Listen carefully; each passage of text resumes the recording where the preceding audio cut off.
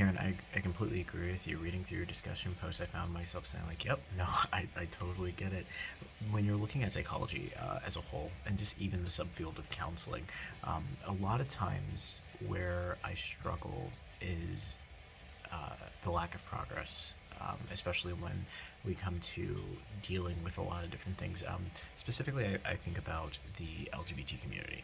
I do a lot of work with the LGBT community and do a lot of work with helping them understand who they are and grow. And a lot of it's not so much a affirmation of sexual identity, but moving away from just solely identifying with a particular sexuality and moving towards understanding yourself as a human being and understanding that your sexuality is a component, your spirituality is a component. And I utilize the like a spiritual framework in order to have that overall discussion. Now the language isn't reflective of that. I was saying like, oh, I'm using biblical terms and things like that, but it's more so if you, for example, are someone of faith, then you kind of recognize it. So I do ask the question like, who are you, and like, where do you come from? Do you have a maker?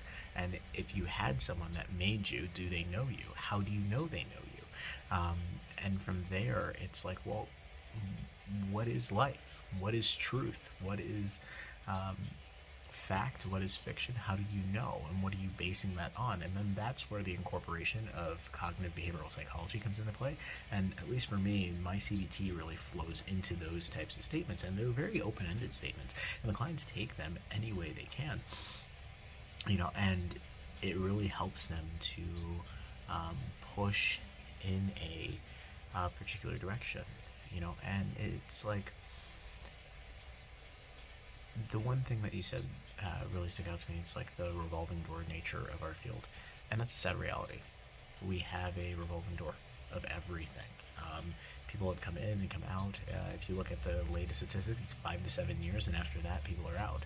So I think part of it is we don't do enough for clinicians and really holding clinicians' feet to the fire to say, if you are going to help someone healthy, you yourself have to be healthy. Um, and if you're going to help someone become healthy, you yourself have to be healthy. And really, when it comes to working with clients, allowing them to have a full understanding of who they are, allowing them to have a full grasp of not only their situation, but like the direction that they're ultimately going in. Because at the end of the day, that's what it is. It's a journey of self-discovery, and it's a journey that allows them to say, hey, this is who I am, this is where I'm going, and this is what God truly wants for me. And their definition of God is going to be dependent on their lived experience and how they have interacted with that, and that being one small component of their overall development, I think is very, very key.